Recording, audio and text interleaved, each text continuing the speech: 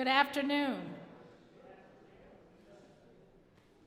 Good afternoon, and welcome to the kickoff of the 250th anniversary of the United States.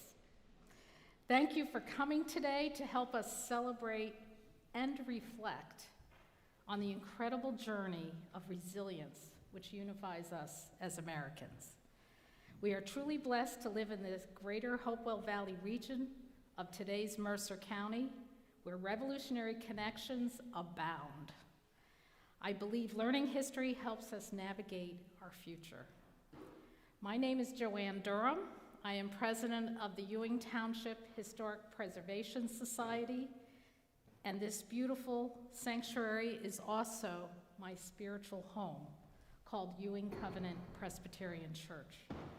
This is a fitting venue because we are on sacred ground, not only because we are sitting in a beautiful church built after the Civil War, but also because there are 39 Revolutionary soldiers who are buried in the cemetery around us.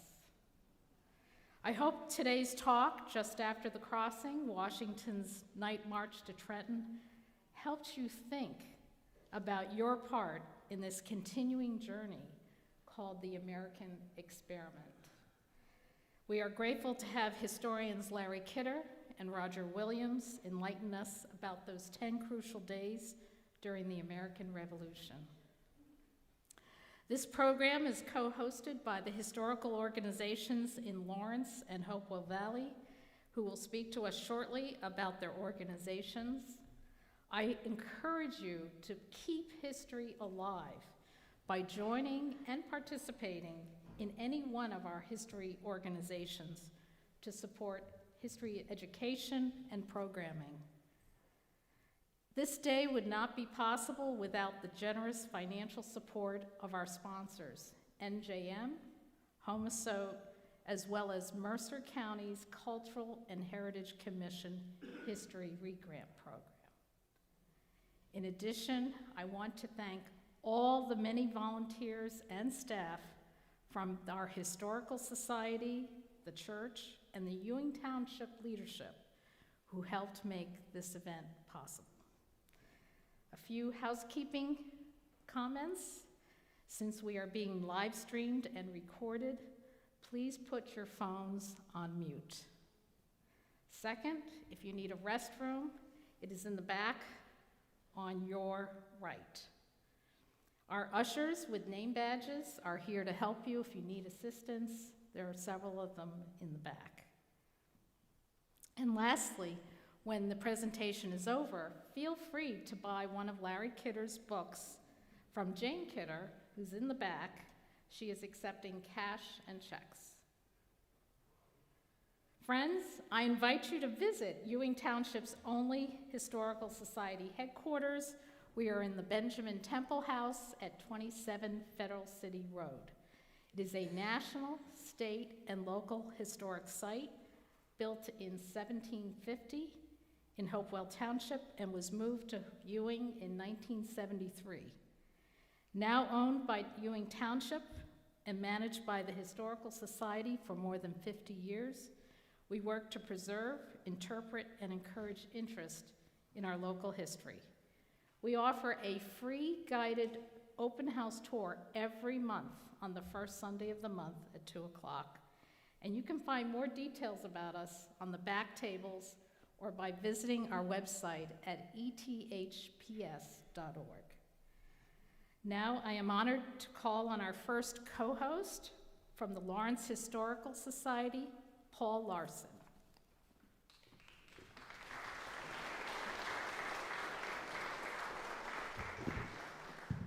Thanks, Joanne. My name is Paul Larson. I'm the Vice President for the Lawrence Historical Society, and it's great to see such a huge crowd out here today, which shows you the interest that we have in our local history, which is fabulous.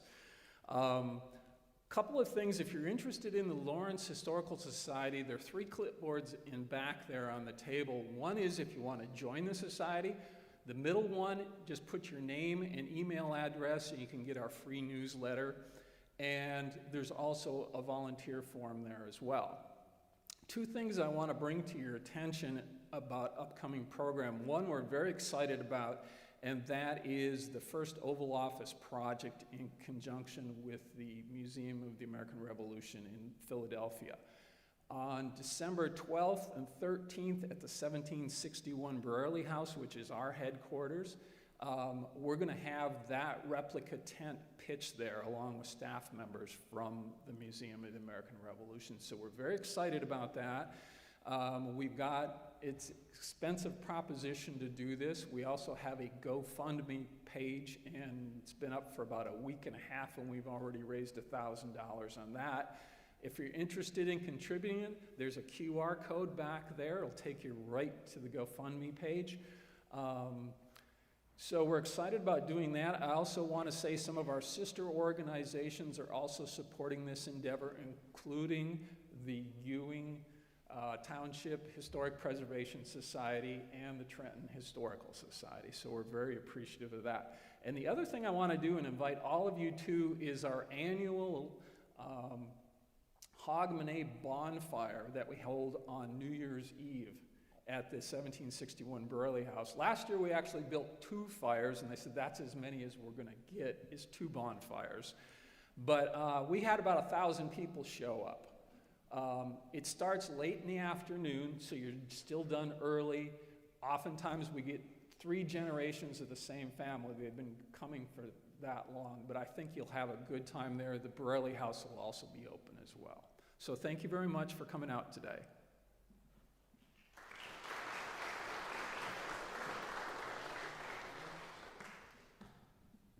Now I'd like to call on Amy Ruckenstein, who's president of the Hopewell Valley Historical Society.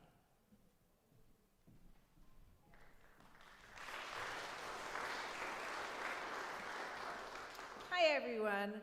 The Hopewell Valley Historical Society is really happy to co-sponsor this event. And thank you to Ewing Township Historical Preservation Society for hosting and organizing it. In the Hopewell Valley, the landing spot of Washington's troops before they made their famous march to Trenton, we honor our forebears who acted as scouts for the troops, who fought in the battles, who defied British invaders, and who kept the home fires burning. And we're so pleased to be here today to hear Larry and Roger tell this story.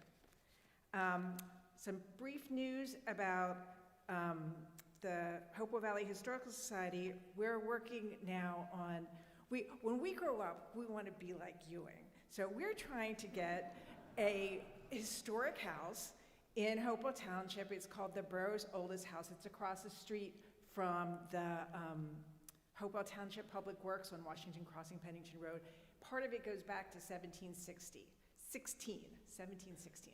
And we are negotiating with Hopewell Township now for it to be our headquarters, and it's taking a really long time. But we hope by the end of the year to be able to formally announce that. And regarding programs, please check out our website at hopewellvalleyhistory.org for news and to keep abreast of our programs. Our next one is Colonial Taverns of New Jersey, presented by author Michael Gabriel and featuring an interactive colonial reenactment by Asher Laurie, who's the executive director of the Hopewell Museum. And Asher asked me to also, the Hopewell Museum is also a co-sponsor of this event, and he asked me to convey a warm welcome from the museum and said that he was sorry that he can't be here, but he wanted to let you know that the museum's currently closed for renovations, but it is available for research. If you want to get in touch, you can just reach their website at thehopewellmuseum.org, and they expect to reopen in 2026. So thanks for coming today, and we hope to see you throughout this big 2026 year. Enjoy.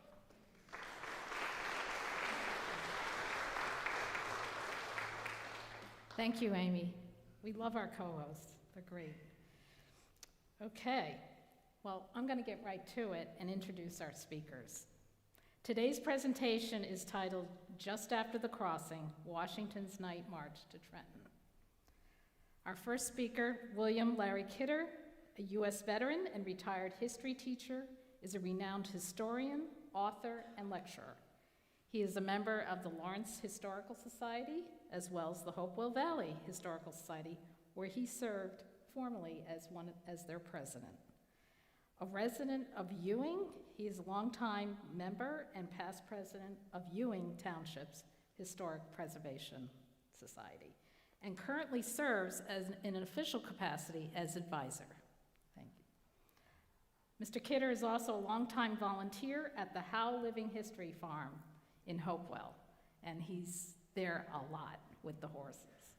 He's the author of 9 books, 3 that deal with history of Pleasant Valley and Hopewell Township, and 6 dealing with the Revolutionary War topics relating to today's Trenton, Hopewell, Lawrence, Princeton, Amwell, and Flemington, New Jersey. Roger Williams is a public historian and co-founder of 10crucialdays.org. This is a 501c3 nonprofit dedicated to heritage tourism and education of sites in Mercer and Bucks County. Among his other associations, he is the state historian of the New Jersey Society of the Sons of the American Revolution. And he is also vice chair of the History Committee for the National Society of the SAR. Mr. Williams is a former publisher of books on military history, emphasizing the American Revolution and the founding era, and he has been a historical interpreter at Washington Crossing Historic Park and Princeton Battlefield Park since 2010. Roger is the lead project consultant for a musical production in development called The Crossing, thecrossingmusical.com. Please help me welcome Larry Kidder and Roger Williams.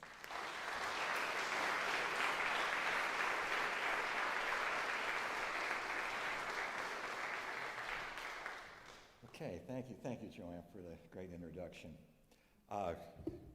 Hearing me okay? Okay, good. Very happy to be here today, and what we're going to do is I'm going to tell you a bit about the activities engaged in by Washington's troops after they crossed the Delaware on December 25th, 26th, 1776. And on their way to the Battle of Trenton. We're not going to talk a lot about the Battle of Trenton. We're going to talk about what they did in what is today Hopewell and Ewing, and also involving people from Lawrence Township also. And you'll see how all 3 communities were working together. Once I tell you one segment of the story, then I'm going to turn it over to Roger, who's going to put those events into modern geography so that you can see, what roads today were either the roads that were used or were very near the roads that were used, and that kind of thing. So you get both history and today alternating with each other. So anyway, let's get started. The opening slide that you have there was created with a little bit of thought behind it. You see there the very famous painting of Washington's crossing of the Delaware. That's not what we're going to be talking about so much. We'll mention it for about 2 minutes. But basically what we're talking about is the picture on the right. That's a painting that was done to, it's literally supposed to be Washington's crossing to Trenton, or is traveled to Trenton after the crossing. And you can see that it was a dark night, a stormy night, a snowy night, and that his troops were kind of spread out and walking in I guess it was over a mile of territory that they were spread out. But anyway, keep in mind, if you lived in Ewing Township or Hopewell Township on that date in 1776, and you happened to wake up in the middle of the night when these troops were crossing by, that's sort of what you would see.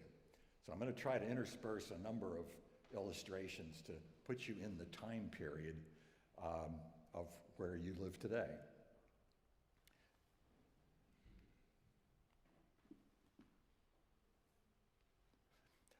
Okay, one of the things that people ask about when they see that wonderful picture of Washington crossing the Delaware is, why is he doing that? Okay, it doesn't look like it's a real comfortable thing to do or an enjoyable thing to do, so why is he doing it?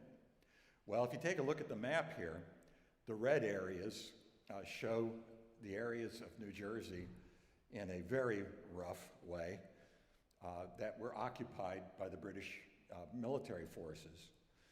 And you see the little shape in black there, that represents Hopewell, Ewing, and Lawrenceville at the same time. So you can see the British are associated with us here. And the idea was to get the British and the Hessians out of New Jersey. Okay? Very often we hear about Washington's crossing as being, he needed a victory. He needed a battlefield victory. And there's a certain amount of truth in that. But he wanted more than that. He was not crossing just so he could go attack Trenton. He was crossing so that he could really attack the British all the way through New Jersey. So, where is he going to start this effort to get the British and Hessians out of New Jersey? It's going to be right here in Hopewell Township, as we mentioned before. And it's going to involve people from Ewing and Lawrence also. So here's a map that kind of shows that time, how the townships were broken down in December of 1777. Maidenhead, of course, is Lawrenceville today, and where the term Trenton is there in the large letters, that's basically Ewing. Ewing back at this time was not Ewing, it was Trenton Township. And so that's the kind of terminology that you'd read about. Notice also that Pennington was Pennytown, okay? Although it was actually already known by some people as Pennington, but it was more officially Pennytown.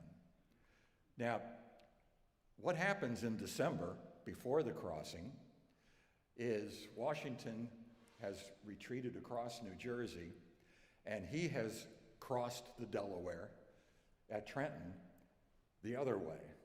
In other words, from New Jersey to Pennsylvania. The big crossing is, Pennsylvania to New Jersey. So he's going to take about a week to get across in early December instead of one night, to get across like he did later. The blue area there shows that once he got across, he established outposts and positions for his troops to prevent the British from crossing after him. He had also made arrangements in that first week to make sure there were no boats or anything that could float on the New Jersey side that the British could use. So he's kind of made it a stalemate. He wants to get more troops while he's over in Pennsylvania so that he will not be so outnumbered by the British. The reason he crossed New Jersey and went to Pennsylvania is not because he was being pressed by the British, but because he couldn't really put up a fight with them because he knew he'd get totally wiped out. I mean, the British outnumbered him at best 4 or 5 to 1, and sometimes even worse than that. So the blue area there, he's waiting and trying to get more troops. While he's there, about December the 8th, the British get to the Delaware River and take over a huge area, again, very roughly indicated. So for most of December, the British and the Americans are staring at each other for a long distance across the Delaware River. The Americans, however, cross almost every day, okay? Not with a huge force, not with the idea of invading New Jersey or driving the British out yet. What they want to do was make life miserable for the British and also find out what the British are doing. Are they trying to establish a place where they can, build boats if they need them, or transport boats from their navy, on the other side of the state to come across the river? So they want to find out, are we going to be attacked? or not. And also, a lot of these guys that crossed were from Hopewell and today's Ewing and today's Lawrenceville. They were with Washington in that blue area. Their homes, their farms, etc., were being occupied by the British and the Hessians, and they wanted to keep checking up on them. So, every day. Now, notice the arrows go back and forth. Don't think that the British crossed also this way. Notice the heads are on one arrow, okay? It's a simple two-phase action on the part of the Americans. The British aren't doing any of this crossing. Now, Washington's plan to attack, once he decides to get the British out of New Jersey, his first idea is to cross and come to Hopewell Township. He plans to bring only 2,400 troops. That may sound like a lot, but it's really not. He really, really needed thousands more. But what the British had done in setting up their winter quarters, they had spread their troops out at various locations, and the Hessians that were at Trenton were only about 1,500 to 2,000. So Washington outnumbers the troops at Trenton. This is the situation he had been waiting for. The other British cantonments or winter quarters, each one of them had fewer troops than Washington had. If they all got together, Washington was in trouble. But so long as he could knock them off like a row of dominoes, he was going to be successful. He's going to bring along 18 artillery pieces, 18 cannon. Now think about that. That's a lot of cannon for 2,400 troops. He definitely wanted to outdo the British or the Hessians.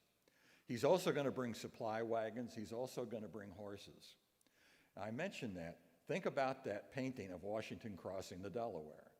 How many artillery pieces, how many horses, how many wagons do you see in that little 14-foot boat? Okay? Well, we'll see in a second here. This was only going to be one crossing, however. It's the one that affects us, because he's going to march through this area. But he's going to make multiple attacks. He's going to attack just south of Trenton. Many of the militiamen who were going to cross there with General Ewing were from our townships. Okay? Many of them were. Cadwalader crossing at Bristol, those were mostly Pennsylvania militiamen. And General Putnam, coming up from Philadelphia, again was mostly Pennsylvanians.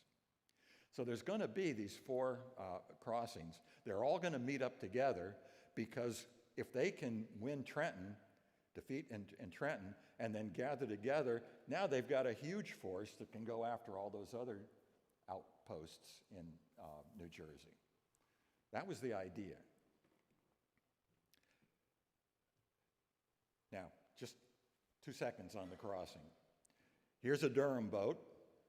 This is from the reenactments that are done from Washington Crossing State Park on the PA side. You can see this is bigger than a 14-foot rowboat, okay? It's good sized. A painting that pretty well, I think, shows what was taking place on the night of the 25th and what it looked like. This shows a Durham boat landing on the New Jersey side. You can see it's a little different from the painting, the famous painting. Okay, again, you can make the comparison. Now, what about the horses? What about the artillery? What about the wagons? They didn't go in boats like that. You guys know that I work at Howell Farm with draft horses and all of that. I can be the first to tell you, no way am I going to try to put a horse on that Durham boat, okay? I want both the horse and myself to survive, okay? So the horses were used to pulling wagons onto ferry boats. They just drive on and drive off, you know. They don't have to be lifted up and dropped in. So there were ferry boats. Why did they cross at McConkey's Ferry and Johnson's Ferry? Because they needed ferry boats, not because they needed Durham boats. They could have had Durham boats anywhere on the river, okay? And again, a painting that shows more horses, you know, on the ferry boats. So anyway, once you get this idea that this is a really complex crossing, and once they get to the other side, this is what's going to be coming through our neighborhoods here. Not just soldiers, but the horses, the cannon, et cetera. I really want to focus on the fact that there were a lot of guys from our towns. This often gets overlooked. This is just a list of names of men who have been identified as helping Washington get across, and then helping him find Trenton once he got across. Keep in mind, no roads back then had signs, you know, like the highways do today, you know, exit 20, you know, to such and such. Nothing like that. There's no lighting on the roads. And they're in the pitch dark in the middle of a northeaster storm. How are these guys, and the guys that had crossed with Washington were basically from New England and Virginia and Pennsylvania, so they don't know the area. But the guys that you see in the list here are all local guys from the New Jersey militia who knew the area well. So Washington's smart enough to get hold of them before he went across to let him know, what am I going to run into over there? What are the roads going to be like? What's the topography going to be like? And these guys were able to tell him.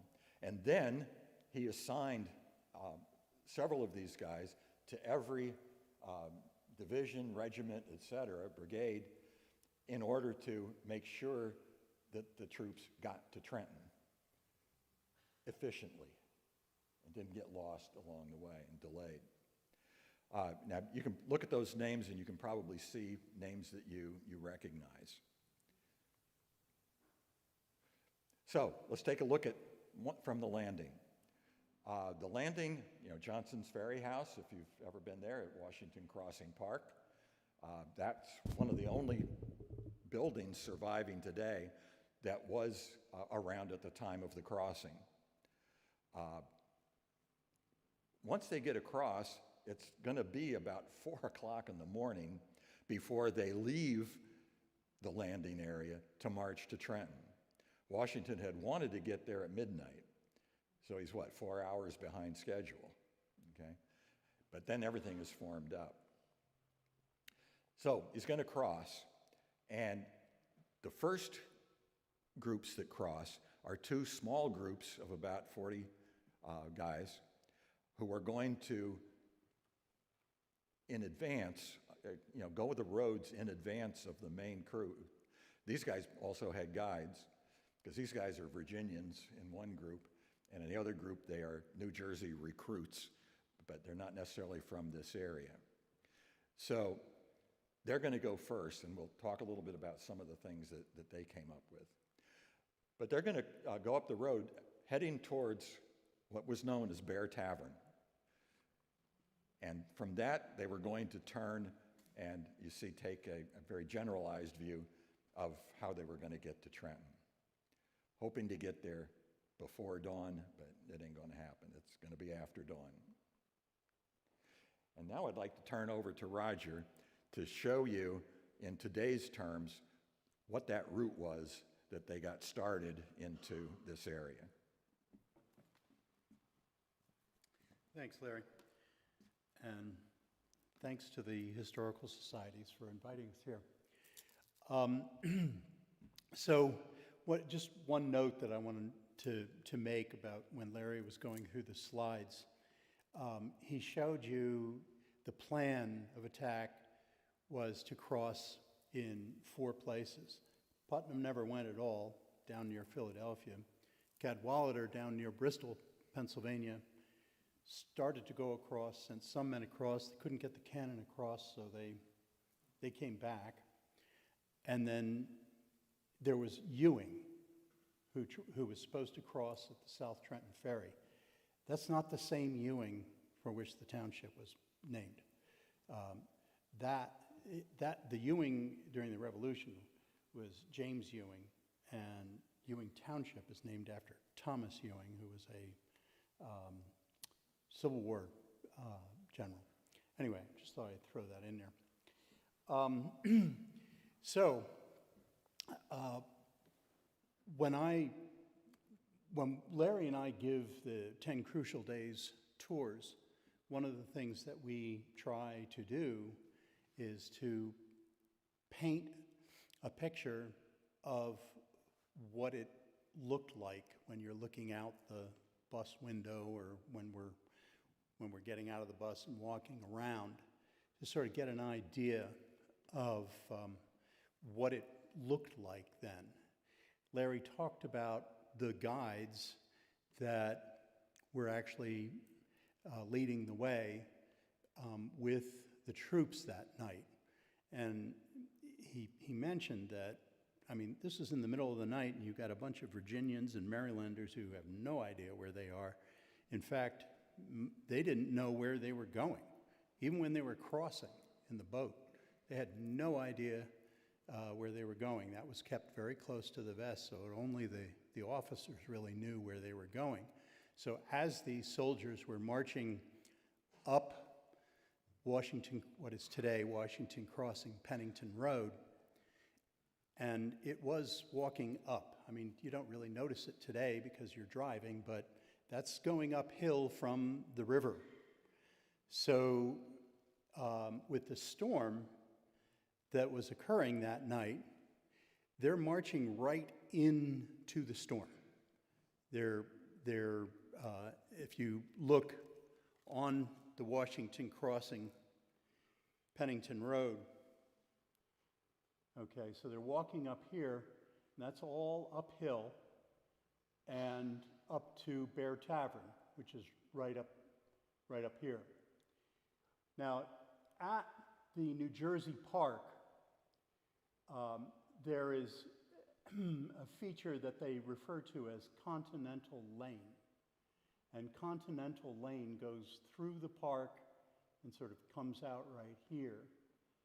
And for many, many years, the folks at Washington Crossing State Park, New Jersey, said this was the road that the troops marched up after they crossed.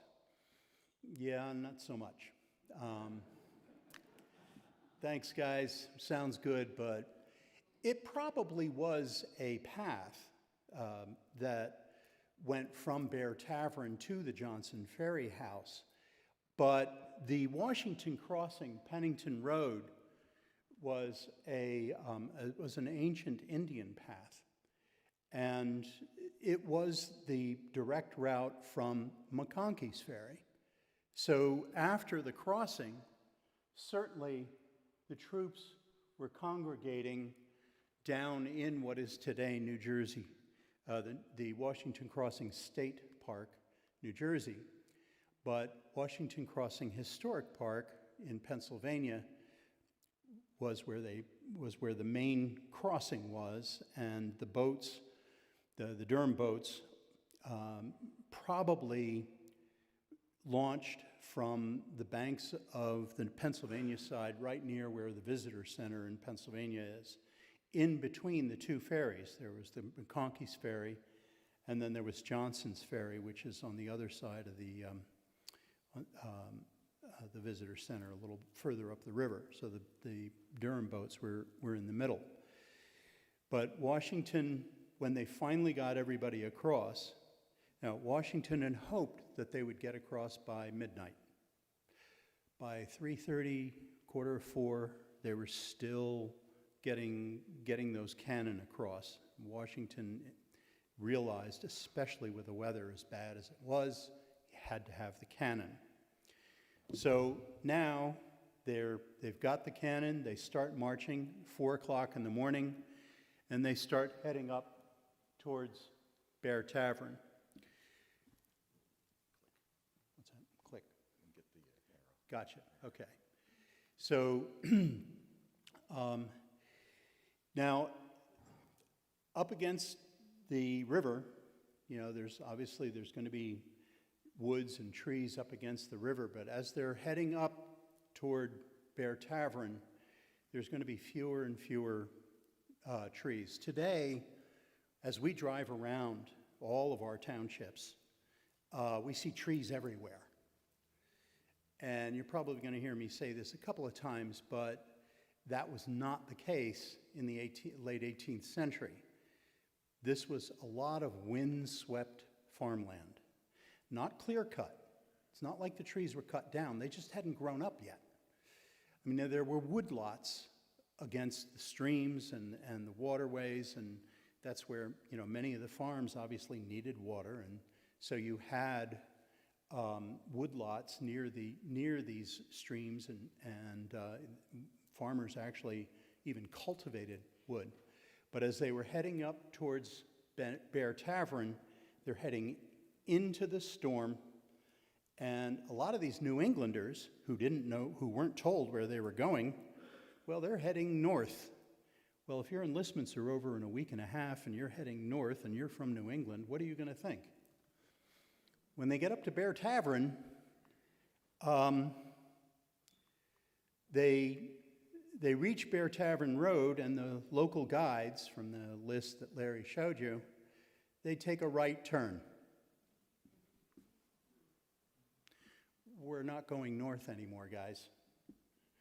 Now we're on top of a plateau, and as you're walking past Bear Tavern Elementary School, you're on top of this plateau with no trees around, and at the very least, the wind is not in your face now. It's on the left side of your face, but you've got something else to worry about, because you know now that you're heading southeast right towards Trenton.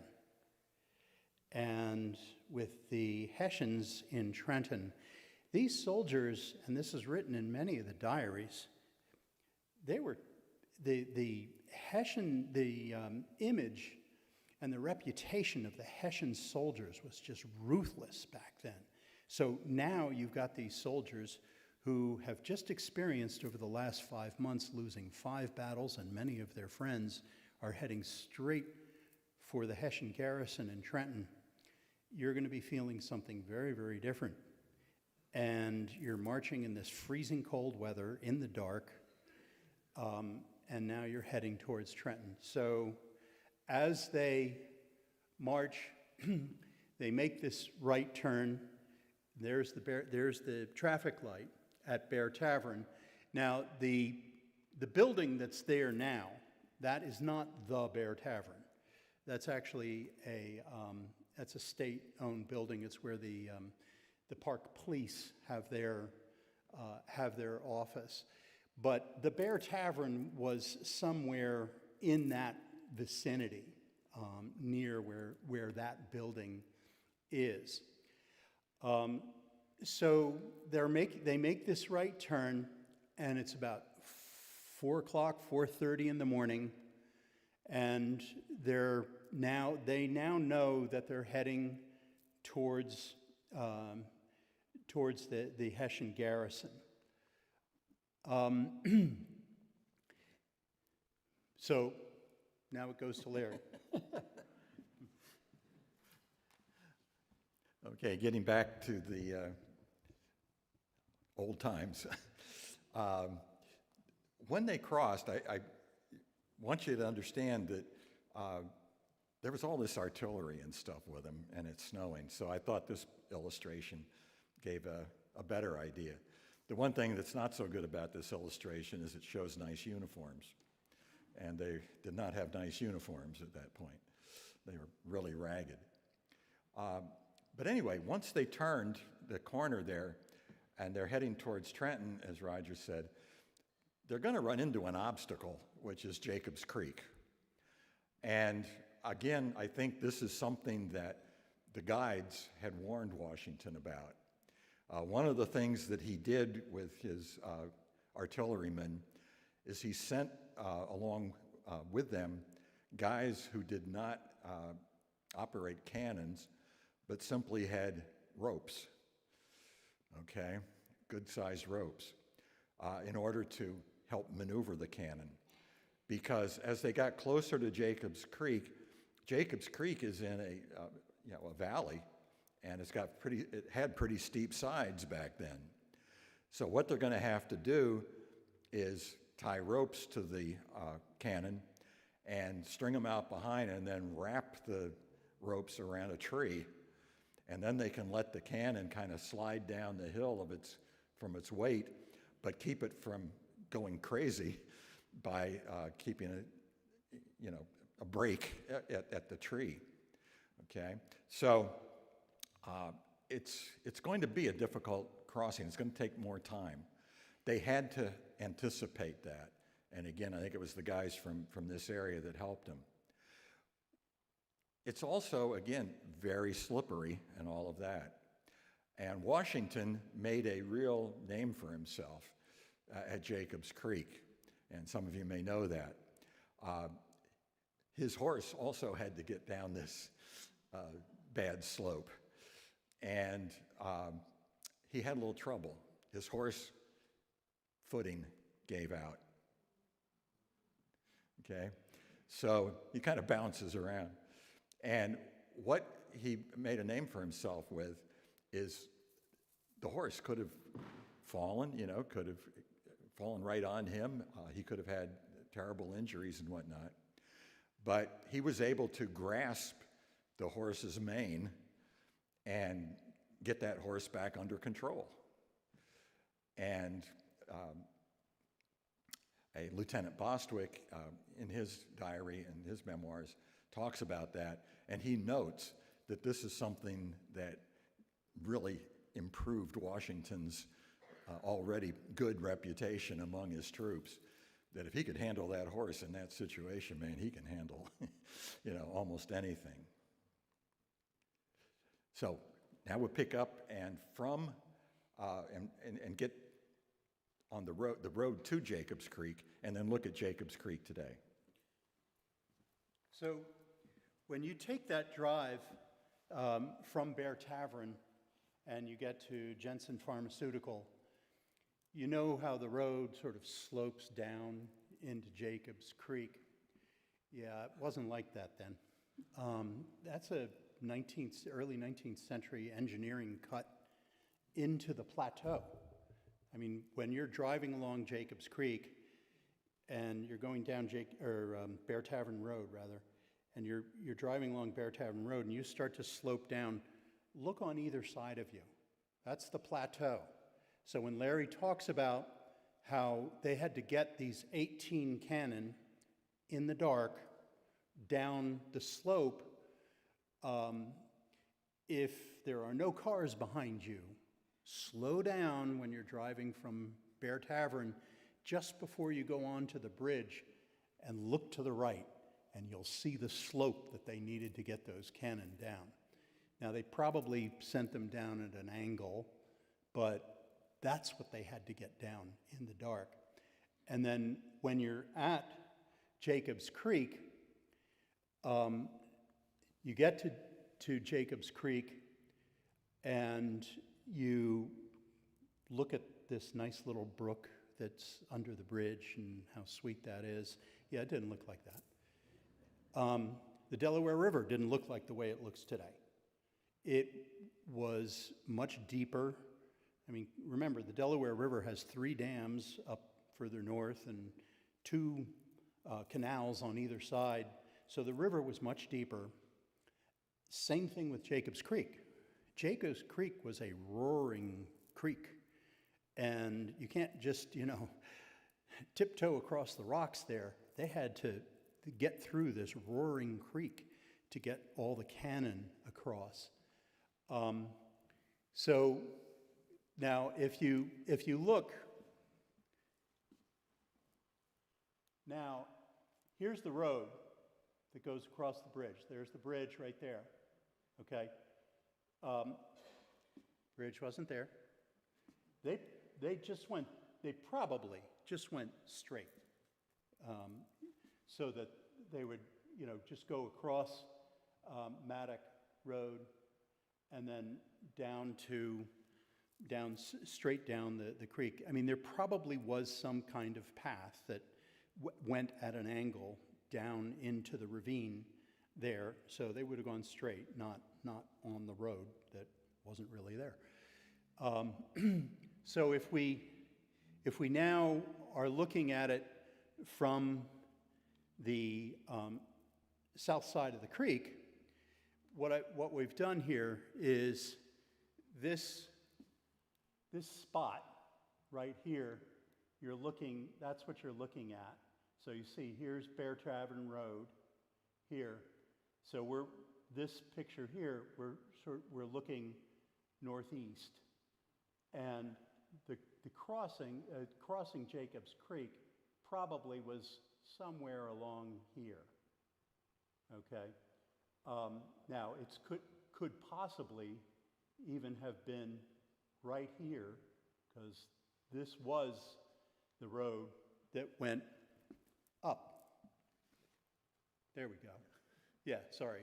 So there were probably, yeah. Oh, I see. We didn't see it. There we go. So they were probably marching somewhere along here, closer to where today's Bear Tavern Road starts to go uphill. Now think about it. Now we're going uphill. That is not an engineering cut. That was uphill. And now you got to drag 18 cannon in the dark uphill. Sounds like we're talking to our kids about when we were kids, we would go through the snow. That's kind of what it was like, okay? So, so it took them the better part of an hour just to get across Jacobs Creek. So it's now heading towards 6 o'clock in the morning, and my point here is we don't really know exactly where they crossed Jacobs Creek. We just know it was not an easy thing to do. All right. So today, you may not even notice these historic markers that are right here, that are right next to the creek. So now they're across the creek and they're starting to continue their march along Bear Tavern Road, and they've got to get themselves to Birmingham.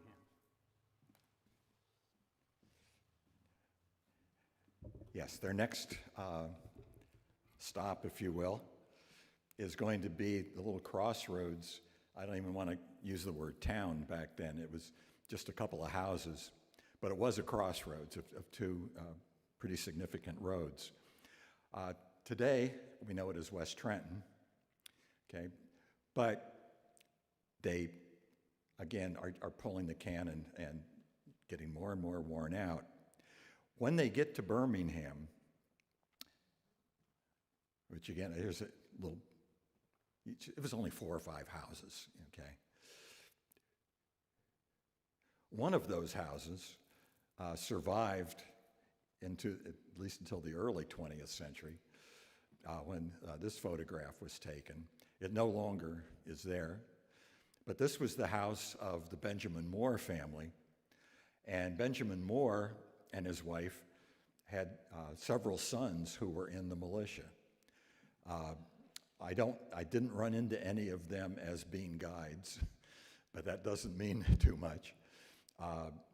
They may have been with Ewing, that we're going to cross just below Trenton, but they definitely had connections to the militia.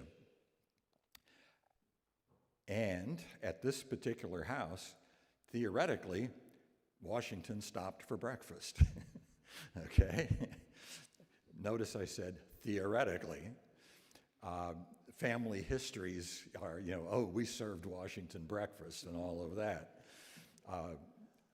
But Washington was in a hurry. He's, 4 hours behind schedule. He's not going to say, let's sit down and have some chow here. Aside from the fact he's got 2,500 or 2,400 guys, and this is one little family. But it's interesting to me that Washington Crossing Park on the Pennsylvania side has recently had a donation from descendants of the Moore family. And part of that stuff that they got from the Moore family is this pewter platter that has been dated to about 1703. It's definitely an early platter. It's got some initials on it, and you see the big H is the one that I want you to focus on. Now, H and Moore, are not the same thing. Mrs. Moore was a heart, okay, which may strike a bell with some of you, okay? So that really, places this in the right context to have been there at the time.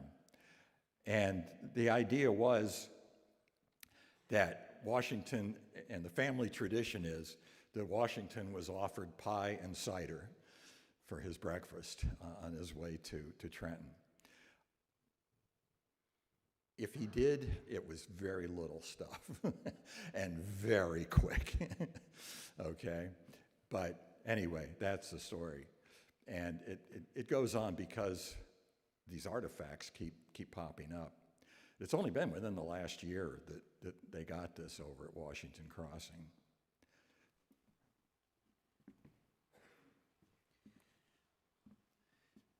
So you notice we're walking past the airport here to the village of Birmingham, and Benjamin Moore family lore notwithstanding, we know that Washington actually stopped at Dunkin' Donuts. The men were going into 7-Eleven and getting their Gatorade. And this, one of the things that's interesting about, this particular intersection, there's a lot of things that are interesting at this particular intersection. This is Upper Ferry Road. Well, we got the Upper Ferry. Well, that's closer to Trenton. In fact, there's a Lower Ferry. That's closer to Trenton, too.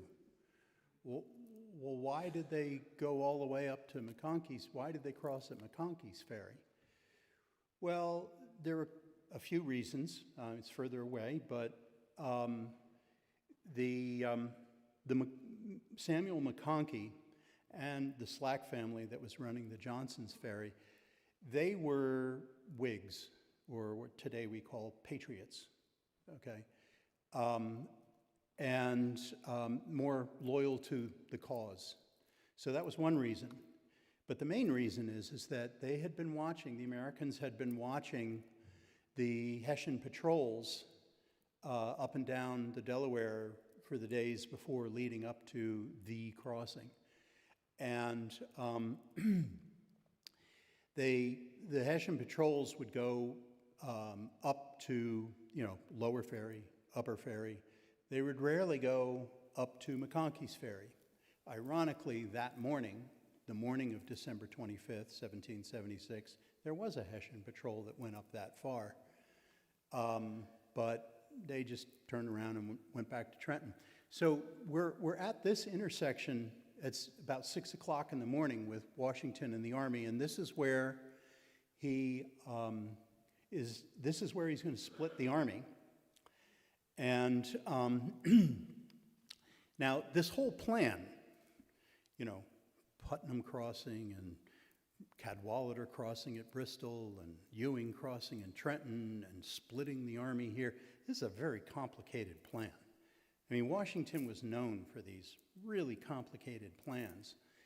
And when they get here to this little village, not even a village, as Larry said, at Birmingham, and at this spot, Washington does something that has rarely been done in world history. This is one of the first places in world military history, right at this traffic light here, where Washington turns to his commanders and says, synchronize your watches.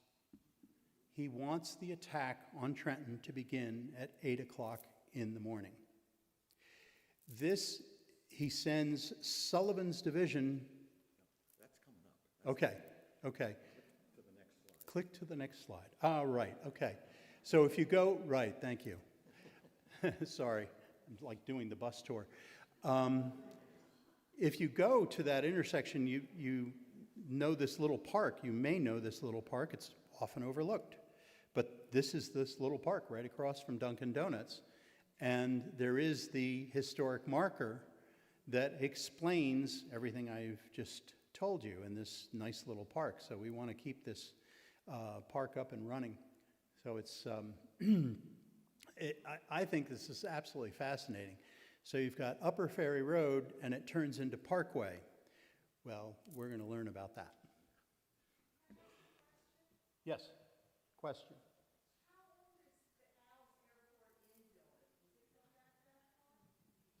I'm sorry, how old is which building? Al's Airport Inn. Yeah, I don't, I don't know for sure. It's not one of the original buildings that were there. I mean, I think it's 20th century, frankly. That would be my guess. No? Maybe 19th, but not. Maybe 19th, But yeah. not 18th. Okay. Okay, back to splitting everything up at Birmingham and synchronizing watches. This is really a key point in the march to Trenton because Washington wants to hit Trenton from two sides. He doesn't want to just have an attack. He wants it to come from two directions. He also wants to keep them moving towards Trenton. And notice when Greene's division turns left onto Upper Ferry Road today, now all of a sudden he's moving away from Trenton.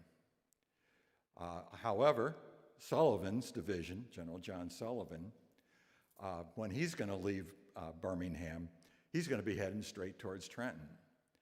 This is going to cause a little problem because Washington wants them to get there at the same time. Okay, so they're going to have a different amount of distance to cover because of splitting off at Birmingham. So Washington is going to tell Sullivan, just hang out for a while. Maybe you guys can have breakfast, or something. But Greene's going to go on the way. And it's really difficult to know just what route Greene was going to take in order not to spend so much time getting back to a path that would parallel Sullivan, that they'd be getting everything out of kilter. And notice the picture that I have here is not so good in some ways, but I wanted to have a picture in here that showed the guys not in good uniforms, okay? And it's really hard to find. You don't see the storm in this so much, and these guys are like advancing to battle, not just marching, from one place to another. There is one thing in this picture that you should put out of your mind completely for Washington's march to Trenton, and that's the fife, okay? Washington got rid of every fife and drum before they marched to Trenton. He wanted it to be silent. Now, 2,400 guys marching along and dragging cannons and horses and everything like that, there's going to be a certain amount of noise. But he didn't want anything like music that would, or even human voices yelling and that sort of thing, that would wake people up, get them wondering what the heck is going on, etc. So we even have one young fifer named John Greenwood, who was only 16 years old, and he's serving in the Continental Army. And he is a fifer. I believe he was from New England. And he actually says in his diary that before they got in the boats to cross, he had to put away his fife and carry a musket. So the musicians went with Washington, but they didn't carry their instruments, they carried guns, okay, because that's what they're going to do there. So I just wanted to point that out. That's one thing that would not have been seen by people in our towns or heard by people in our towns that night. Now, Greene's division, again, is going to tack off and be out of the straight march to Trenton for a while. But they're going to get back on that path. And that's something that Roger's going to deal with in terms of what it was like today. But let's just look at it in very general terms here. I mentioned that there were two groups that crossed ahead of the main army to kind of check out the roads and kind of intercept anybody who was out on the roads at night who might learn of the approach and then run back and tell the Hessians about it and warn them of the attack. And one of those was a group of Virginians, and the second in command of that, well, the first guy in command was Washington, not George, but William Washington. He was a cousin of George's.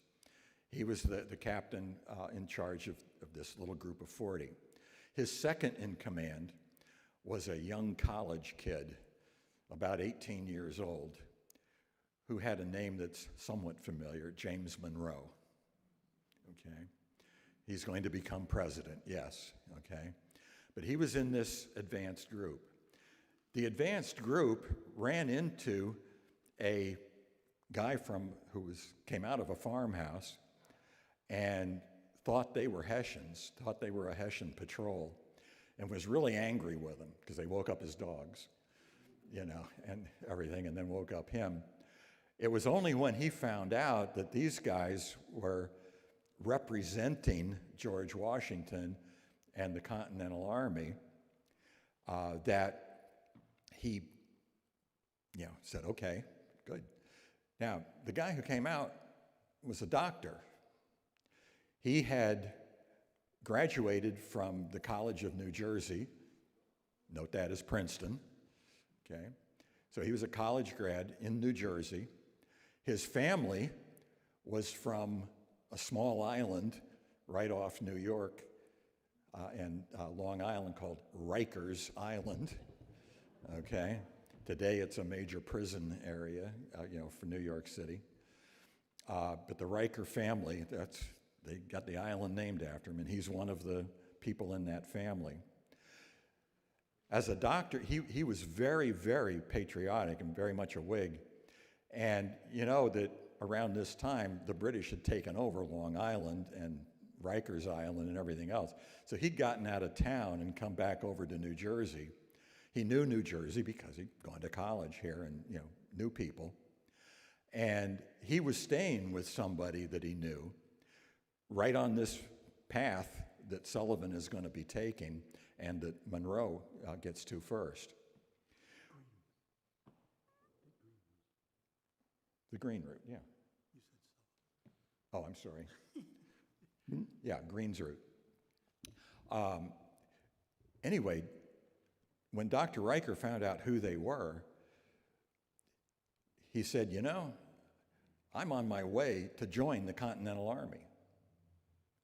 I want to serve in the Continental Army as a doctor. And that's kind of why he was in New Jersey. He was trying to get to the Army. So he said, how about if I come along with you to Trenton? Even though I'm not officially in the Army. How about if I come along? He said, somebody might need me. You're going to be doing a battle. Somebody might need a doctor in the morning. And so Washington and Monroe said, okay, come on along. So he did. When General Greene's group catches up with Washington and Monroe, they all join together to get to Trenton, and they're all going to get there with Washington at the head of the army.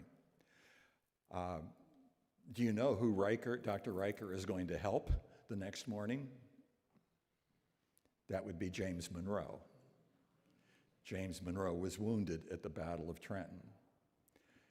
He was one of two known soldiers being wounded. The other one was Captain Washington. Okay? So these guys that had, told a doctor to come along, yeah, that's good.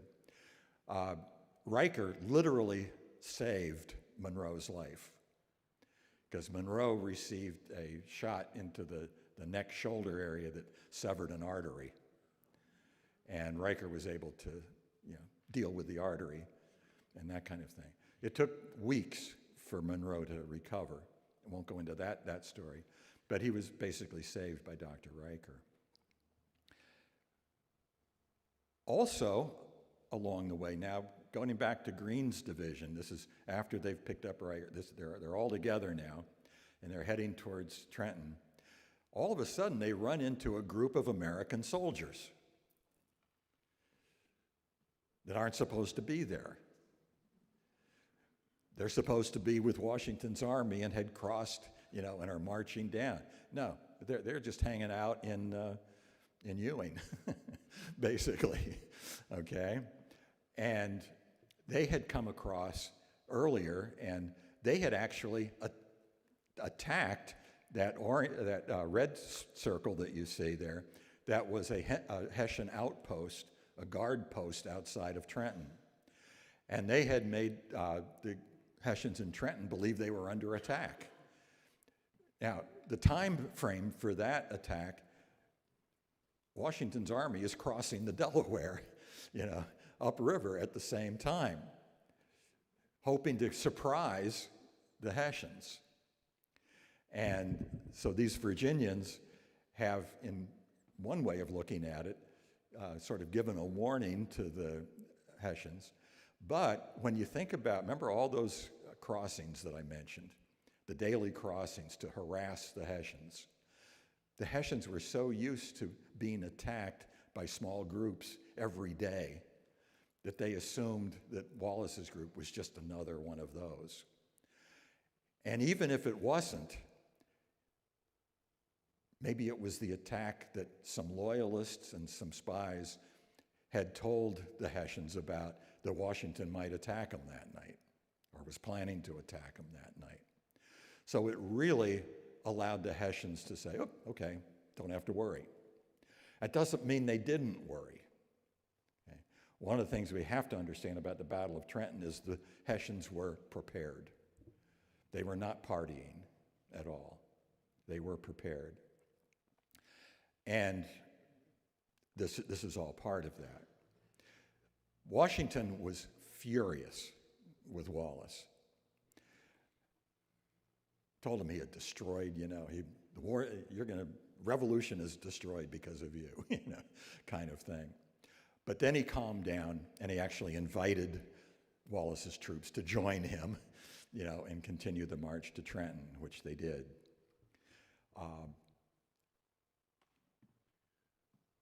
They're going to encounter the Hessians at that point that I mentioned, the little red circled area there that Wallace had attacked earlier. Now the full army is going to attack there. And actually, when the Hessian commander at that outpost, Lieutenant Wiederholt, when he saw Washington's troops coming out of the storm, and approaching his outpost, he thought it was these 40, 50 guys come back again for a second attack. What disturbed him was when all of a sudden he saw other guys, and it got to be hundreds, and maybe close to 1,000 all of a sudden are descending on him. And but that's going to be the first encounter, and it was a cooper shop. It was, kind of well outside of Trenton, so it was a rural area. It was not the town by any means. And that's where the first encounter is going to be. And from that, they're going to be chasing the Hessian patrol back into Trenton. And I will give it to Roger to talk about the route in modern terms that we just talked about. So here's where it gets a little tricky, folks. So you notice on our map here, we've got the Army splitting at Birmingham and West Trenton. Green's division is going this way. Now Parkway, this is Parkway. That's today's modern Parkway. It wasn't there. There was a farm here, and Upper Ferry Road went straight through what is today's Mercer County Airport. Did a little bit of a dogleg here, and it headed back up. So you see here we have the other section of Upper Ferry Road. So they went on the Upper Ferry Road, and what they were heading for was the Scottish Road, the road to the Scottish Rites Church. That's what they were heading for, because that was going to take them to the Pennytown Road. So the route is Upper Ferry Road to Scotch Road, and then to the Pennington Road. Now, today, Scotch Road turns right here, okay? And there is some evidence that there was a 18th century path. You know, when we talk about roads in the 18th century, most of them are just paths between farms or into villages. And one of the things that's interesting about 18th century life is that your farm, you were responsible for the path that's out in front of your piece of property. That's why today you are responsible for your sidewalk that's out in front of your house. Same thing. So we don't know exactly when this part of Scotch Road turns down into Parkway, but suffice it to say, Parkway was Scotch Road back then. Okay, so now where it was, we don't think it, in the 18th century, we don't think that Scotch Road / Parkway is exactly where it is. It could have been, we're not exactly sure. If you look at the modern map, okay, you can sort of see here's the same thing on the modern map as opposed to the aerial view. But one of the things that we're still trying to figure out is if this is the Upper Ferry Road and this is the Scotch Road, well, where did the Army cross? Or how did they head towards Trenton? Well, notice this creek here. You see that? If you're looking at the Parkway today, it runs into the Pennington Road, okay? But if you look at this next slide, you'll see here's Scotch Road. Scotch Road turns down here towards Parkway. And here's this creek. This is the west branch of the Shabakung Creek, okay? It is as likely that the Army did not necessarily walk all the way down here and then along Parkway, because that's going to take more time. And remember, I said these were mostly just paths between farms. Washington is already 3 hours behind schedule, and he's got Sullivan's division heading toward Trenton. He wants this battle to start at 8 o'clock. His guides, rather, who know the farms and know who to avoid and know how to get there faster, are going to take some shortcuts. So going from records that we have of other troop movements during the American Revolution, it is as likely that when they hit the Scottish Road, they probably would have, it's very likely that they would have gone right along where the creek of the Shabakunk, west branch of the Shabakunk. So instead of coming down to Parkway, they probably would have just gone through, cut right through, somebody's backyard, the farm, whatever farms were there. So no, they did not turn right here and go down to Parkway. Could have, not sure. Probably would have just gone straight to get to the Pennington Road as quickly as possible. So when we get to the Pennington Road, this is where Parkway meets the Pennington Road. This is the Ewing Township line, okay? So they probably would have already been on the Pennington Road by the time they hit what is today the Ewing Township line. And that Cooper shop, the Howell Cooper shop that Larry was talking about, is right on the northwest corner of today's Trenton Reservoir. That is where the Army hit at 8 o'clock in the morning, where Wiederholt was outside the Cooper shop lighting his pipe, and he sees these Virginians coming at him and goes, oh gosh, here they come again. But look how close we are to Ewing, okay? So the Battle of Trenton started just a few hundred feet from Ewing, today's Ewing. Today, this building here, which is part of the reservoir, that's somewhere around here, that's where the Cooper shop was. So right here, where there is no marker, is where the Battle of Trenton started. Oh, click this. There's the Cooper shop. Oh, that's a new slide you put in there. Cool. All right, so there's the Cooper shop. So that's probably where it was. And, when you're down this is very haunting for me anyway.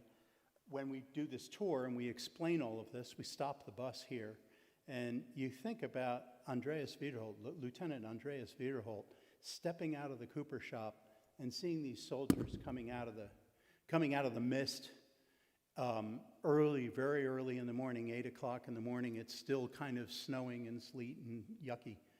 And he knows that he's got enemy soldiers. He calls his soldiers out to face these men, and then all of a sudden, 30 men turns into 100, 200. Oh, God. That's why they start hightailing it back onto Pennington Road.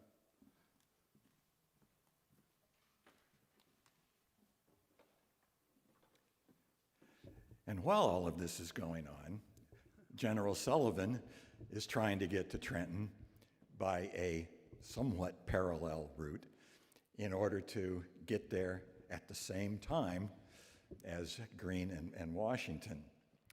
I put illustrations on this just again to let you know that what you would have seen would have not just been soldiers marching, but horses pulling artillery and pulling wagons, supply wagons. Most of the supply wagons really had ammunition for the artillery. They had powder and shot. But anyway, that's what we would have seen. As they marched, they started down from Birmingham. And again, notice that this is a very straight way to get there without all the turnings and everything that Greene and Washington had. They're taking basically a road beside the river, and it's going to get closer to the river as they get down near Trenton. One of the places that they're going to pass was the farm and grist mill of Captain John Mott. Now, that's not really a name that's overly familiar to people, but it's important to note that John Mott was a militiaman in the Trenton area, today's Ewing area. His farm would be in today's Ewing. And he was the captain who selected out all of these other guys that were going to be guides and were going to help Washington cross and then guide him. So John Mott had a major job. He was also one of the guides himself. Guess which division he guided? Sullivan's, because it goes right by his house, okay? And yeah, I just want to get across how important the local people were as we think back. Another place that's going to be encountered by Sullivans is the General Philemon Dickinson's Hermitage plantation. Dickinson was quite wealthy. His brother was John Dickinson, much fame with the Pennsylvania government and that kind of thing, and the Continental Congress and everything else. But his plantation was right at the river, just about a mile outside of Trenton. And notice that it has a red dot on it also. This was the other Hessian outpost, and it's going to be the first encounter of Sullivan's group. Hopefully, it's going to be the same time as the encounter at the Howell Cooper shop. And so those two pink dots there, theoretically, are at the same time. And it does work out that way, strangely enough. Even with all the issues involved, it worked out that way. And I'm going to turn over to Roger, and he's going to tell you about Dickinson's Hermitage as it is today. So when you drive past Trenton Psychiatric, that's John Mott's farm. So Sullivan's division marched Grand Avenue, Sullivan's Way, West State Street. That's River Road. Okay, today's West State Street was the River Road. So it went West State to Sullivan's Way to Grand Avenue. That was known as the River Road. And when they get to what is today Colonial Avenue in Trenton, when you drive down Colonial Avenue, you'll see the building that's on the right of the slide there. Now, notice on the left photograph the angle of that building. Well, that was the angle of the road back then, okay? So today, it goes more straight, but the angle of where the building is now is where the road was then. And it was in this building that the Hessian Jäger were billeted. Jäger is the German word for hunter. This was the light infantry. There were both mounted and dismounted Jäger, and it was the Jäger mounted who were the ones who were running the patrols up and down the river. But about some 400 to 500 Jäger were encamped and billeted right around Philemon Dickinson's house. Jäger units were detached to different regiments. So there wasn't really there was a Jäger, there were the Jägers, the light infantry, but they would put, 40 of them with one regiment, 50 of them with the other regiment. These were the skirmishers of the day. And they, the minute they're attacked and they realize that there are a lot of these Americans, they go running in past today's barracks and across the Queen Street Bridge, Broad Street Bridge, and do the sensible thing. They get on the high ground with a moat in front of them, and that's where they think they're going to make a stand. The Hessian commander hadn't given any ideas, any orders on what to do if they were attacked on this scale. But that's what they did. They went running into Trenton. And Philemon Dickinson's plantation was really, that covered a wide swath of area, but indeed, the attack started at about 8 o'clock at both locations.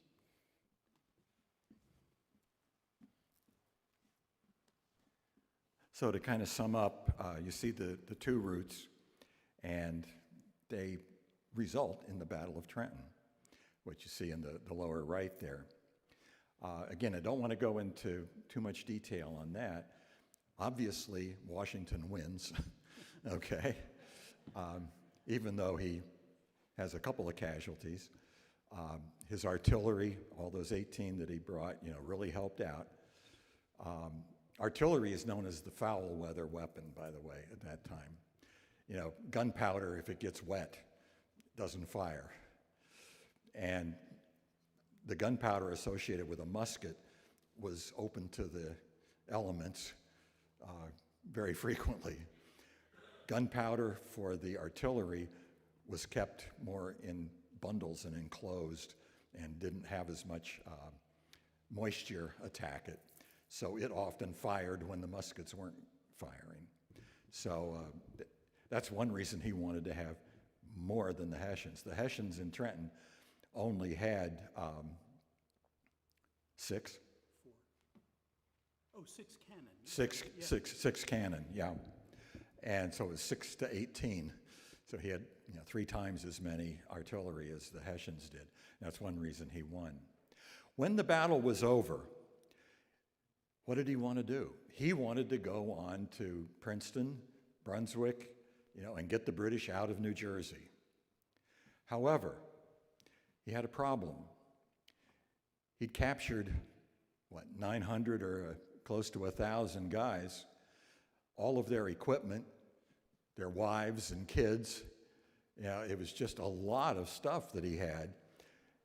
He wanted to just take it over at the Trenton ferry over to Pennsylvania quickly and then move on. He was also hoping that those other 3 crossing groups that I mentioned, had done their thing and they could all join together at Trenton and then move on. Well, he found out the other guys didn't get across. So I've only got my guys, and I've got all these other guys to get across. And if Ewing hadn't been able to cross the night before, it was also almost impossible for guys in the morning to cross the other way. Some of them did. They did get a few Hessian prisoners across, but not everybody by any means. So Washington has to figure out what to do with them. He also has another problem. His troops, who are tired, hungry, et cetera, find all the booze in town. Okay? There was a lot of it. I don't know if you know about life in the 18th century. Everybody drank alcohol, even kids. Okay? Alcoholism was a huge problem in the 17th century, or 18th century, and particularly with armies, okay? So he had to prevent his guys from being diverted from any fighting and looking for alcohol and looking, to feel better about things. So he decides with his officers, okay, we can't go to Princeton. We can't keep this attack going. We can't get the Hessians and the British out of New Jersey now. We've got to go back to Pennsylvania.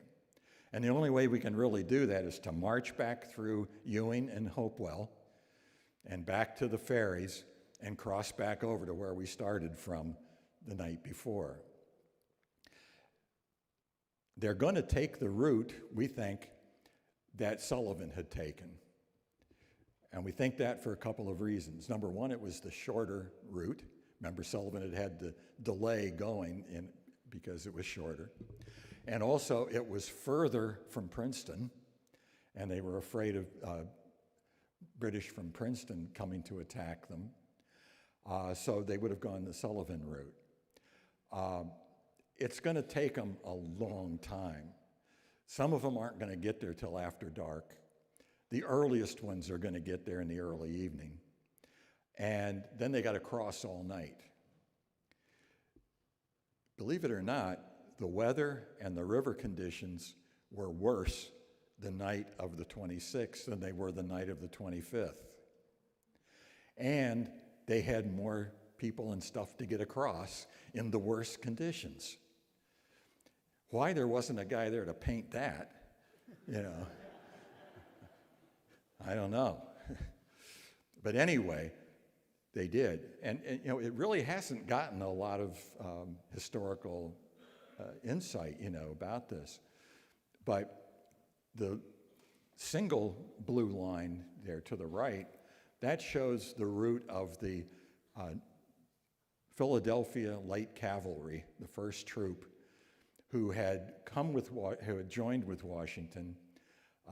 They're basically militia from Philadelphia, and they had sort of become Washington's lifeguard, if you will, on the road. They passed through here on the way to Trenton, and they're going to parallel the route back. They're going to be closer to Princeton so that they can scout and let Washington know if any troops come out to try to attack him from Princeton.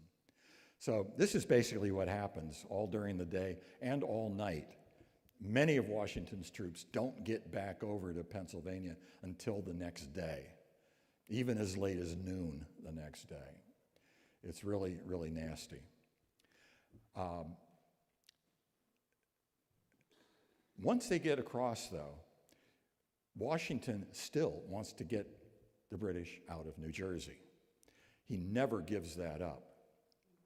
So after a couple of days' rest, the river hasn't gotten a whole lot better, or the weather, but maybe a little bit.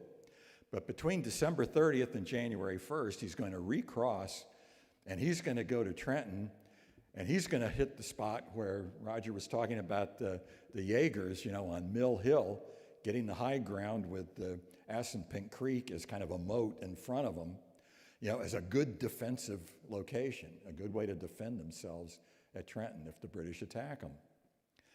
And while he's doing that, the British are gathering troops together. Remember I said he outnumbered these little things, but if they all come together, he's in trouble.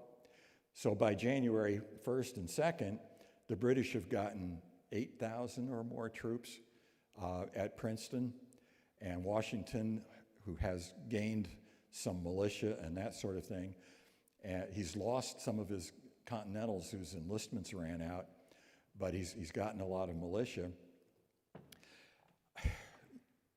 What's he going to do? So the British decide on January 2nd that they're going to finish the war. They're going to knock off Washington at Trenton. They're going to get revenge. Okay.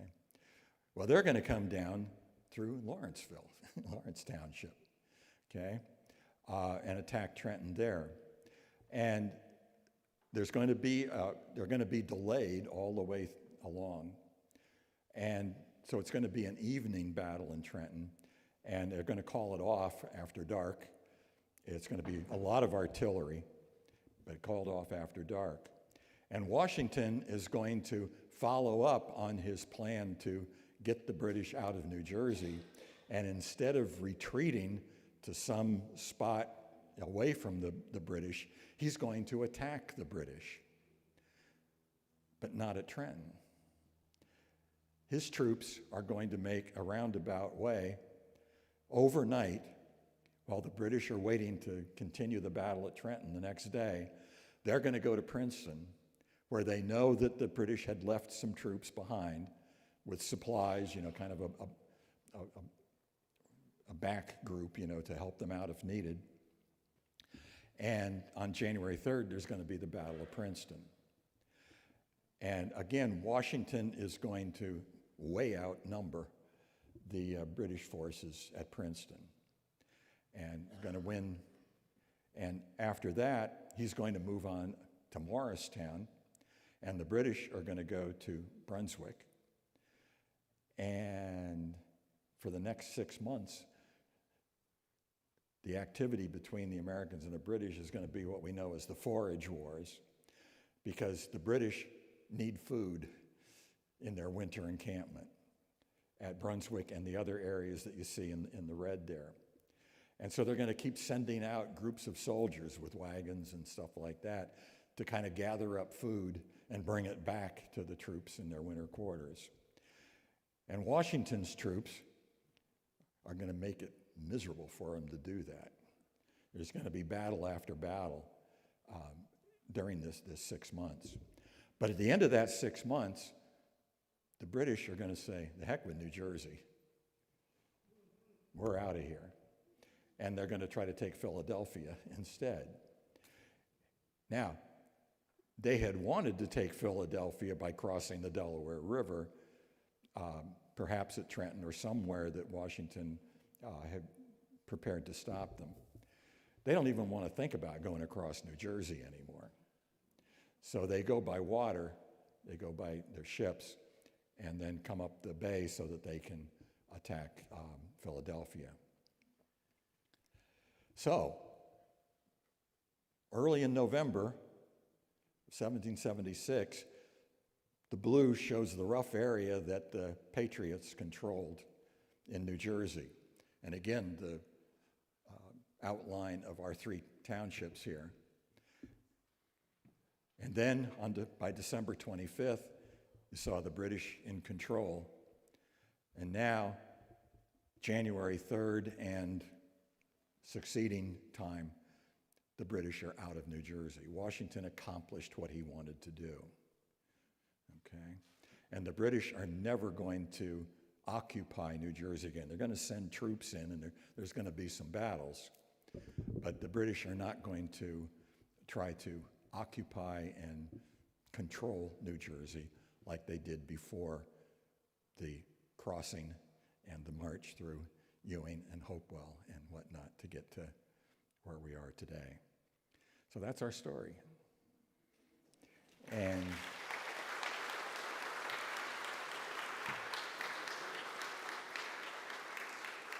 I'd like to point out to you that the organization that Roger founded, the 10crucialdays.org, has a website, and you can check that to see all the things that the organization does to promote and to help out the various historic sites in the area.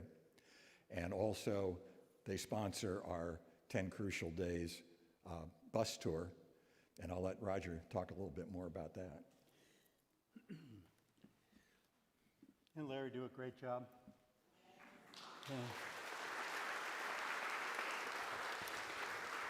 Yeah. You noticed at the beginning I was introduced as a public historian. I'm not a professional historian, despite the fact that I am the state historian for the New Jersey Society, the Sons of the American Revolution. But all that really means is I read Larry's books. So you can do what I do just by reading Larry's books. No, they're really terrific, and I encourage you to take a look at them. But just a note on 10crucialdays.org, New Jersey being what it is, everything's in little silos, and a lot of towns don't talk to each other, a lot of historic sites don't talk to each other, and so being a senior interpreter at both Washington Crossing, Pennsylvania, and Princeton, I said, hey guys, you were the bookends of what saved the revolution. You know, let's get it together here. And we love giving these tours. I've been giving these tours now for about 12 years. And it's a fun day. Now, the 10 Crucial Days bus tour that goes out of Washington Crossing, Pennsylvania, is a full day tour. We start at 9 o'clock in the morning and we end at 4 o'clock in the afternoon. But today we just scratched the surface. You know, when we take the tour, you see a lot more. You can register for the tour at WashingtonCrossingPark.org. You know, you'll see the tours, or you can just go to 10crucialdays.org. And on 10crucialdays.org, we've got a lot of stuff on there. We've used some of these paintings and images. Now, I do a program on the art of the 10 Crucial Days. And I have made a statement when I do this presentation. I say that there is more art on the 10 Crucial Days than any other military campaign in American history. And I've had two art historians on the American Revolution say, yeah, you're right. One can argue that we had a head start. I mean, this all happened 6 months after the Declaration of Independence. But you could also argue, had it not been for the 10 crucial days, the Declaration of Independence would have been a moot point. You know, I always say with the 10 crucial days and the Battle of Assunpink Creek, which is that second Battle of Trenton that Larry talked about, is the reason why we have Washington on our $1 bill with these 10 crucial days. So you can see my art gallery, our art gallery, at 10crucialdays.org/art. And there's something else that's really fun that I do with high school kids. And if you have kids or grandkids or whatever, or you may just enjoy it. In the year 2000, there was a TV movie made with Jeff Daniels playing George Washington. We love this film. I mean, it's exciting, and it's, you know, the tenor is right, and the mood is right, and the costumes are pretty good. Well, it is a Hollywood movie made from a novel. So, tendency to have things wrong? Well, it's an 89-minute movie, and I found 68 things in it that were wrong. But what I did was, you can watch this movie on YouTube. Just go to 10crucialdays.org/thecrossing. See the URL up there. 10crucialdays.org/thecrossing, and I've got the YouTube film right there, and you can watch it. But underneath, you can print my white paper that timestamps the film. So you can see all these 68 things that are wrong, and this is a great learning tool for high school kids because they can watch a movie, but then you can see what really happened. And so it's a lot of fun. So I'm very proud of that. One last thing, the Crossing Musical. If you go to thecrossingmusical.com, you will hear our music. This is, we actually have 4 performances that are happening between now and next Christmas. And we think, if we can raise the money, we think we're going to be performing a full performance of the Crossing Musical at the Patriots Theater in Trenton next year during the 10 Crucial Days, which is really cool. And this music is awesome. I didn't write it. Larry didn't write it. We didn't write it. Broadway guys wrote this thing. And there is a song in there that is a showstopper called Auf Wiedersehen, which is the troops after the Battle of Trenton celebrating the victory of Trenton. It's really cool. So go to the Crossing Musical time. Anyway, we talk a lot. Now it's time for questions and buying Larry's book. Books, plural, question. When they transported the cannon, didn't they disassemble and reassemble them when they got to the battle? Or were they just put on wheels and they just carried them and shot them? Did everyone hear the question? Repeat the question. The question was, were the cannon disassembled and then reassembled when they got to Trenton?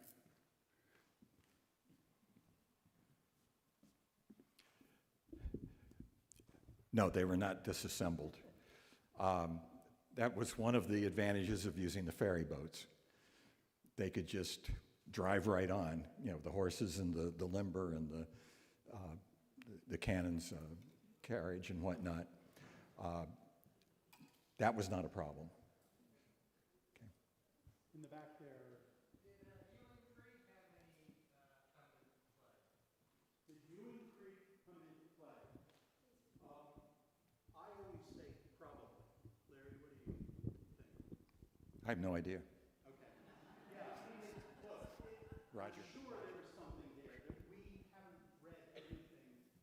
You know, we couldn't find any records of it at all from any diaries or something. The guys just didn't mention it. Yes, Right. sir. So I just have a comment and a couple of questions. Last year we visited Concord, and the park rangers in Concord, Massachusetts, said the same thing you said about the trees. Concord didn't have very many trees at the time, so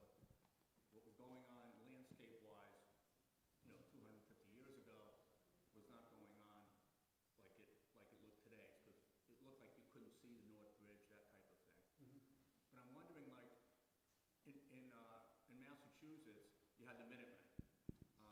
And so the militia were here in these towns. I'm just wondering how many were here. Because you mentioned the 2,400 troops, but how many people locally helped Washington in attendance? You're, So I'll repeat the question, and Larry will answer the question. The question was, or he made the comment that up in Concord, he was up in Concord, and there were, the park ranger said the same thing I said about how the landscape looked very, very different. There were many fewer trees. But he asked about what was the quantity of the militia that was around. Larry literally wrote the book on the militia. So. well, if you're looking at it from how many people supported the revolution, how many people were against it, how many were neutral, it kept changing, okay? Probably the best estimate is about one-third, one-third, one-third. Although I've seen estimates of 20 to 30% Patriot, maybe 20, 30% loyalists, and the biggest percentage neutral, okay? A lot of people just wanted to keep living their life and not be involved in all this stuff.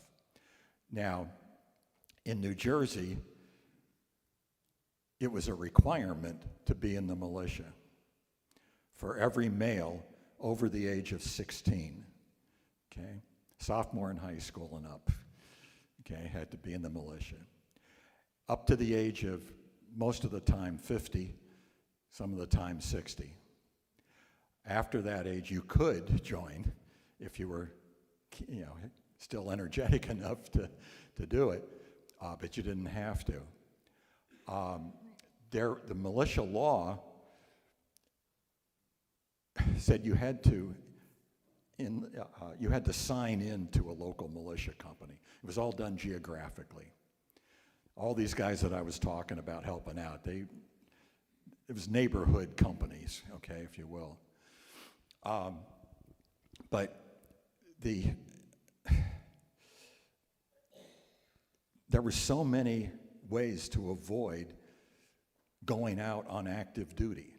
You could be signed into your company, but then never go out on active duty. If you could pay a fine, if you were rich enough. You could hire a substitute, again, if you had the money to afford that. Or if you were a 45 or 50-year-old man who had a son who was over 16, and the father got called out for active duty, he could send his son instead. A man who was a craftsman who had a young man learning the trade, an apprentice, if the craftsman got called out, he might send the apprentice instead. I mean, there are just so many ways to avoid service, and a lot of people took advantage of them. There were certain occupations also, I should say, that did not have to go out on active duty. And that kept changing, because let's say you're a gunsmith, okay, or a blacksmith, something that the work that you're doing is indirectly supporting the military.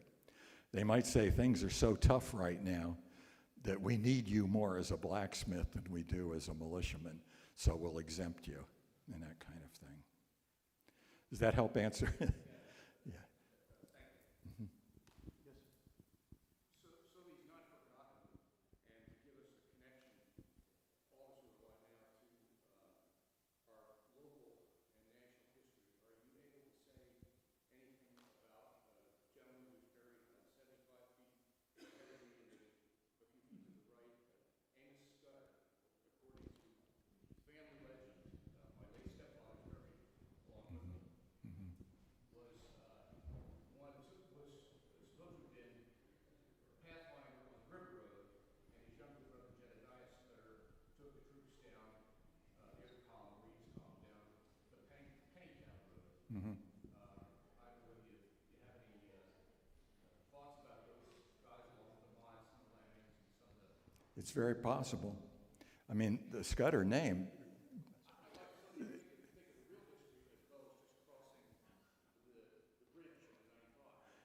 Well, when you say consider the real history, the question was relating to the Scudder family and members of the Scudder family helping Washington with the crossing and the march to Trenton and all.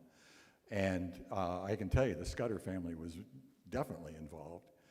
I don't recall all the first names because there were several of them, but Amos is the most recognized. There's theoretically a musket that he used that's known and that kind of thing. Yeah. The thing always to be careful of is don't study history or don't research history in order to prove something. Don't try to prove that an ancestor did X, Y, or Z. Do the research to understand your ancestor and to recognize that you may never know solidly certain things about him. But this is true of everything in history. When people talk about, I want to know just the facts, well, you're not going to know much because the facts keep being modified by new discoveries of information and things like that. And most of history is interpretation and judgment rather than actual stuff. Question back here. My question is the battle, the second day, January 2nd, the Ashland Creek. When I go think of Trenton, I think of the creek that's right by the war memorial. Is that the Ashland Creek? Ashland Creek. Is it? And is that, when you said they had, I guess the topography has changed because it's up on a hill. So the pages were able to defend behind an embankment which no longer exists. So that all has been changed, obviously. Well, it was a hill. The question was about the Battle of Assunpink Creek. And the Assunpink Creek runs right through Trenton, all the way up Route 1 until you get to Whitehead Road and out to Mercer County Park and beyond. And that was a natural barrier. That was the moat. Washington wanted to set up a little bunker hill there with a moat and then a hill. I mean, there definitely was a hill. There was a middle there, right at where the bridge is today. And the hill was probably higher than it is today. So, but that was where the bulk of Washington's troops were on the night of January 2nd, 1777. There were other fords, places to get across the Assunpink. One right at East State Street and Mulberry, and one at Whitehead Road. So you're saying the Broad Street intersection with Market Street, that's the hill that you're talking about, that Washington fortifications at? Yeah, that's Mill Hill. Yeah. Yes, sir.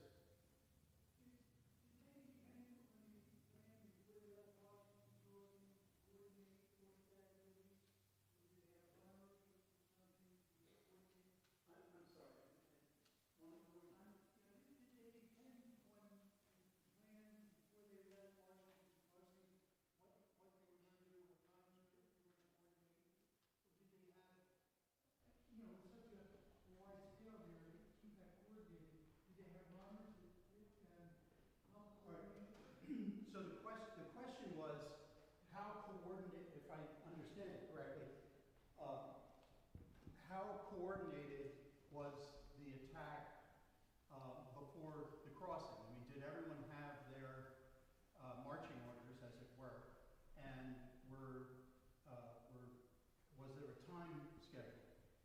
The answer, I'll let Larry answer most of this, but the answer is yes, but none of it came apart or came to fruition except for Washington's crossing.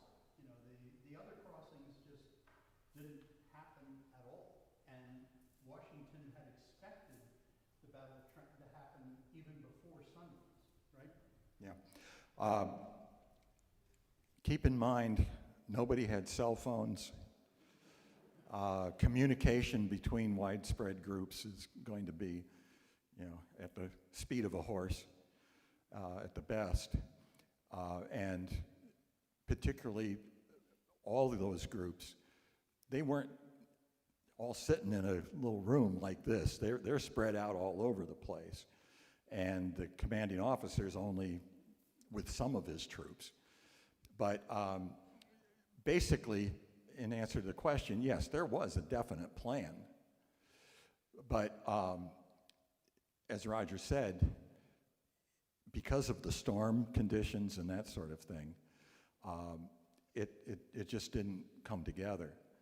I would also want to mention that the river conditions at where Washington crossed were very different from the river conditions where the other three groups were going to cross, particularly at just below Trenton and then down at Bristol. You know that Trenton is at a waterfall area,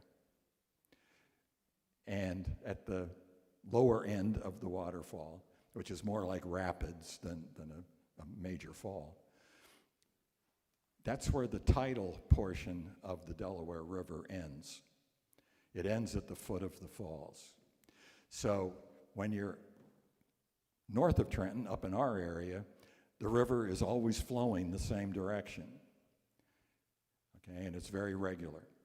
Once you get below the falls in Trenton, sometimes it's going this way, sometimes it's emptying out the other way. There's just all kinds of fluctuations. So what does that mean when it's cold and ice is forming? Ice is not going to form the same way south of Trenton as it is going to form north of Trenton. Okay? A lot of people, a lot of historians have said bad things about the guys who didn't get across at the base. They said, oh, Washington had much better troops that were crossing him, up at McConkey's Ferry. No, it was the river that was different, not the manpower. It was the nature that was different.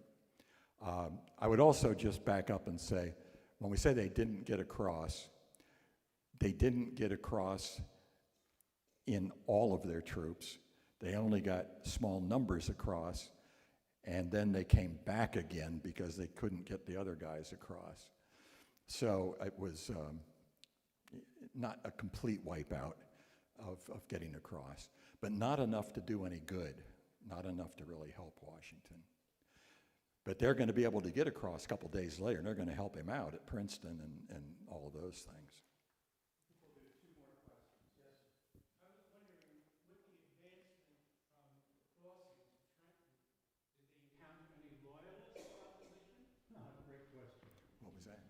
The question was, on the march from the crossing to Trenton, did they encounter any loyalists? Well, yes, but that was the reason for having local guides who knew the people as well as the routes, and also for sending that little group with Monroe ahead of time. They were to intercept, and again, they had guys with them who would recognize and know any loyalists. So I can't tell you the name of any loyalists that they ran into, but they were aware of that problem. Does it strike any of you as being a little weird that they thought people would be out and about on a dark, stormy night in December? Given the fact that there are no lights and that kind of thing. Keep in mind, that was normal. Doctors going on house calls. Young guys, looking for girls, or visiting their girlfriend or whatever. Midwives need to deliver babies or whatnot. There were all kinds of people out on the road, even in the middle of the night and in a storm. And this was very true of the 18th century. They lived very differently than we did. They didn't just turn out the light, you know, at night and go to bed, you know, kind of thing. There was all kind of stuff going on. One last question. Repeat. What's that?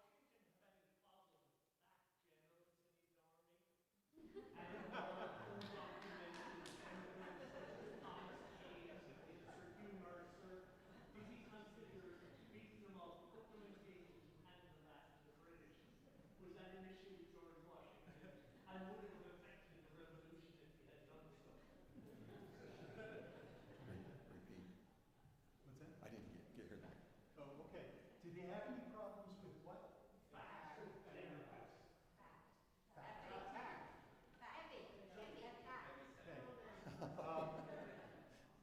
Thanks for asking me that.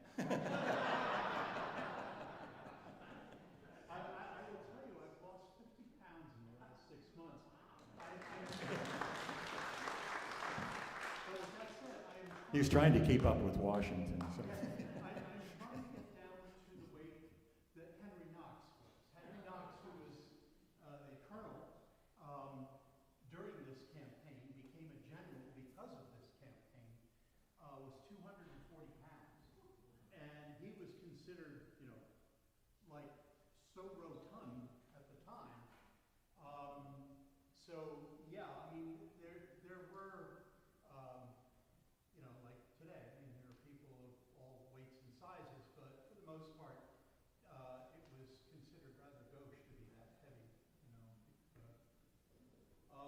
But he certainly, I mean, there's a lot written about Washington's relationships with all of his generals, and there are multiple books that are, you know, written about that. And particularly with this campaign,